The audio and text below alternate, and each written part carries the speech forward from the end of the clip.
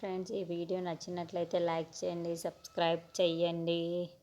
కావ్య రాజు దగ్గరికి వచ్చి కళ్యాణ్ గారికి ఇంకో పెళ్లి చేయడానికి ఇంట్లో ఉన్న వాళ్ళందరూ సిద్ధమయ్యారు, నన్ను ఒప్పించమన్నారు అని రాజు దగ్గరికి మాట్లాడుతూ ఉంటుంది. ఆ మాటలు వినగానే అక్కడున్న రాజు మాత్రం నువ్వు ఒప్పుకున్నావా అని అడుగుతూ ఉంటాడు.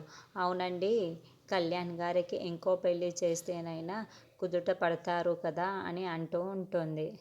అవునా, నువ్వు ఎంత కూడా ఆలోచించకుండా ఎందుకు అలా మాట ఇచ్చేశావు అని రాజు కావ్యాన్ని తిడుతూ ఉంటాడు.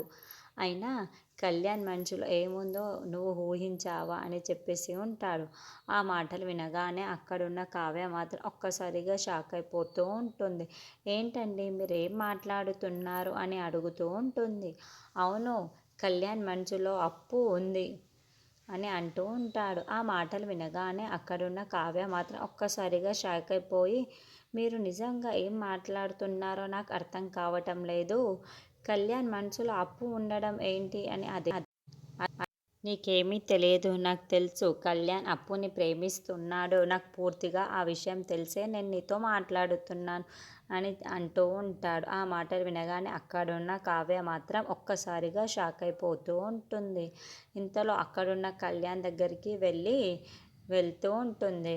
అక్కడున్న కళ్యాణ్ మాత్రం ఏంటి వదిన ఇలా వచ్చారు అని అడుగుతూ ఉంటాడు. ఆ మాటలు వినగానే అక్కడున్న కావ్య మాత్రం నువ్వు అప్పుని ప్రేమిస్తున్నావా అని అడుగుతూ ఉంటుంది. ఆ మాటలు వినగానే అక్కడున్న కళ్యాణ్ మాత్రం ఒక్కసారిగా షాక్ అయిపోయి వాళ్ళ వదిన వైపుకు చూస్తూ ఉండిపోతాడు. ఇంతలో అక్కడున్న కావ్య మాత్రం చెప్పు, నిజం చెప్పు, నువ్వు అప్పుని ప్రేమిస్తున్నావా అని అడుగుతూ ఉంటుంది.